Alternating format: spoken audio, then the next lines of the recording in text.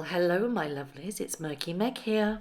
It's Thursday, the 15th of December, and hey ho! It's another 3 episodes. Woohoo! These are even worse than the first, and if that's even possible, sorry I've been AWOL a little bit. It kind of all got to me, I'm not gonna lie. And I've spent the last 5 days in a high state of anxiety, so I've not been in any fit state to actually put my mouth to the microphone and speak. However, these last 3 episodes have got me so angry that I feel that it's only right that I speak out and put some facts back into their truth. Because let's face it, it's one-sided, isn't it? It's their side, it's their truth, not the truth. So yesterday a trailer dropped and it basically implied that an all-out war is going to happen between Harry, Meghan and the royal family, and that is exactly what has happened. They implied that the palace was giving them up as bait in offering to quell or quash negative stories for other senior members of the royal family. They implied that the institution spoke to journalists and said, well, don't run that piece on another senior member of the royal family. Here's something juicy about Harry and Meghan, which the majority of the Royal Rota journalists and anybody covering the beat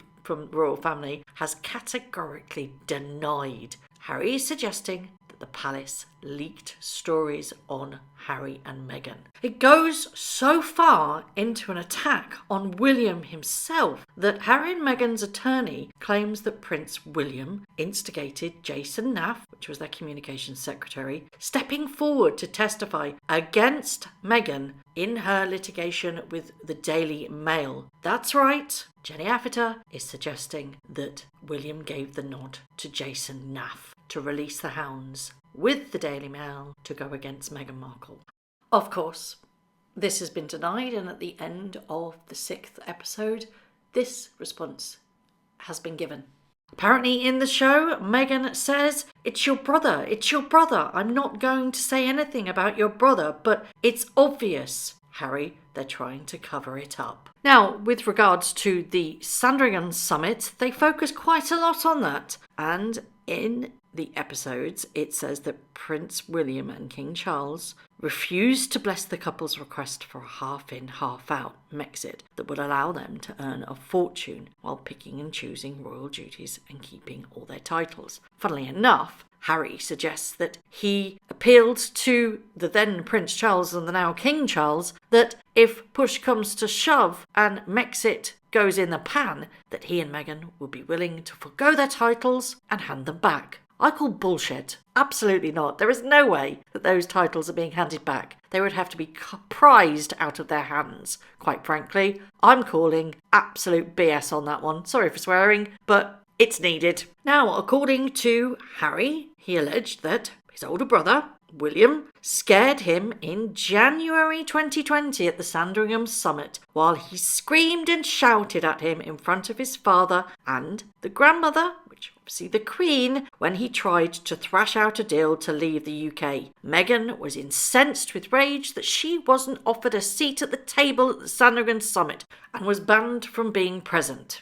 In the episode, Harry has said it was terrifying to have my brother scream and shout at me, and my father say things that just simply weren't true, and my grandmother, quietly sat there and take it all in. He then claimed I went in with the same proposal that we'd already made public, but once I got there, I was given 5 options. 1, being all in, no change. 5, being all out. I chose option 3 in the meeting, half in, half out. Have our own jobs, but also work in support of the Queen. It became very clear very quickly that that goal was not up for discussion or debate. Harry then very shockingly claimed that the palace did not seek his permission to put out a joint statement, denying claims that William bullied Meghan and Harry out of the royal family. Harry said, I couldn't believe it. No one had asked me permission to put my name to a statement like that. Meghan burst into floods of tears because within 4 hours they were happy to lie to protect my brother, and yet they were never willing to tell the truth to protect us. Harry and Meghan said that they were both blocked by royal figures from speaking to the Queen alone to discuss emigrating, with Harry claiming he was forced to write to his father to say that he and his wife were willing to relinquish their titles if the couple's plan to move to Canada as working royals did not work out. Okay then, Harry, it didn't work out. So the fact that you weren't able to stay in Canada and half in, half out, but yet moved to California and you said that you would relinquish your titles, where are your titles? Are you handing them back? Because I don't see that happening. Do you? The irony of the next statement from Meghan, she says, I tried so hard. And that piece is so triggering because you go, it still wasn't good enough and you just still don't fit in. Harry then suggested that William had chosen the royal family's future over his brother. Throw in your brother to the wolves, Harry. Well done. Money over morals, hey? If you didn't guess, that was me clapping. Anyway, Harry continues. The saddest part of it was this wedge created between myself and my brother, so that he's now on the institution's side. Part of that I get. That's his inheritance. So to some extent, it's already ingrained in him that part of his responsibility is the survivability and the constitution of the institution. Harry said that going back for Prince Philip's funeral was hard, and he said especially spending time and having chats with my brother and father, who were just very much focused on the same misinterpretation of the whole situation. None of us really wanted to talk about it at my grandfather's funeral, but we did, and I have had to make peace with the fact that I'm probably never going to get genuine accountability or a genuine apology. My wife and I were focused on what's coming next. I'm sorry, I think somebody else needs to take accountability too.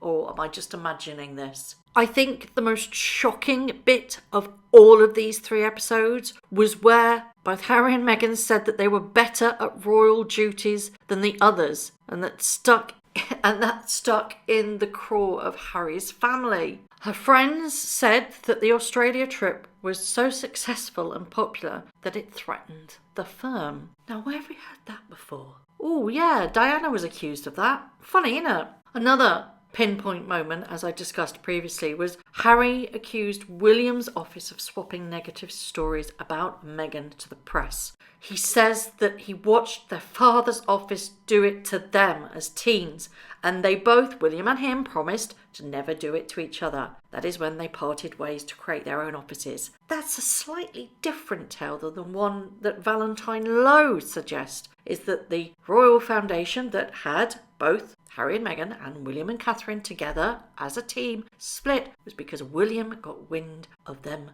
their treatment towards their staff, put his foot down and put a split down the middle, and their houses went their separate ways. Again, the truth needs to come out. These allegations that Harry and Meghan claimed that they were blocked from seeing his grandmother, the Queen. Harry says that in episode 5 that they were planning to fly back to the UK from Canada for a visit in early 2020, and the Queen had told him she had no plans all week and that they could go for tea and stay the night. Meghan said, we're flying back from Vancouver straight to Heathrow, and right as we're getting on the plane, this urgent message come through to H saying you're not allowed to go and see Her Majesty. Make sure that your principal is aware he cannot go and see her. She's busy. She has plans all week. Harry told the camera, I was like, well, that's certainly the opposite to what she has told me. Once we were back in the UK, I rang her and said, we're now told that you're busy. And she said, yes, I didn't know that I was busy. I've now been told I'm busy all week. I've actually been told I'm busy all week. I was like, wow. Meghan added, I remember looking at H and thinking, my gosh,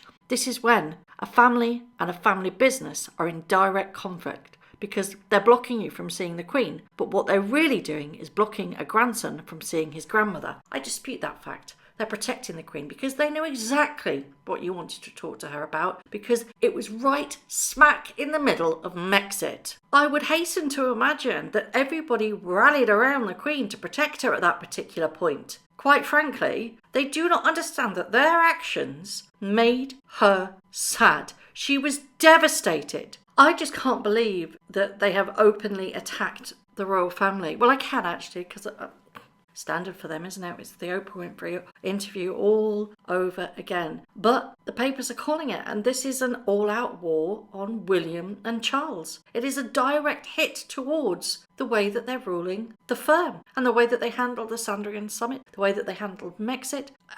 I'm lost for words, to be quite honestly, at this point. I utterly believe that they want to take the royal family down. And they know that the royal family can't really comment. And that is so unfair. I think at the end of the day, it all boils down to jealousy. Harry is exceptionally jealous of being the spare. And that has come through. And for some reason, it's completely obliterated his entire infrastructure around him. I think it's incredibly cruel to take aim at his brother. I think he has completely burnt bridges now, and it'll be interesting to see what happens now, because obviously he's going to go on, there's whispers that he's going to go on Gayle King to discuss his book. His reputation is tarnished in England now. If he steps foot in England, he's going to be booed, quite frankly. He's not very well liked here. And I would also like to know how this coverage is going down in other countries too. So I'd love to know your thoughts on this. Do you think it's fair that Harry has squarely laid the blame at William's door, and Charles for that matter? Do you think it's absolutely fine for him to have his side of the story out there? Or do you think it's utterly unfair because he knows the palace will never respond? As always, I'd love to know your thoughts. Thank you very much for watching. If you haven't already, please subscribe to my YouTube channel, hit the notification bell and also that like button. I'd like to take this opportunity to thank all of my followers for all the tips and all the emails, DMs that everybody sends to me. It really is greatly appreciated. So thank you very much for watching once again.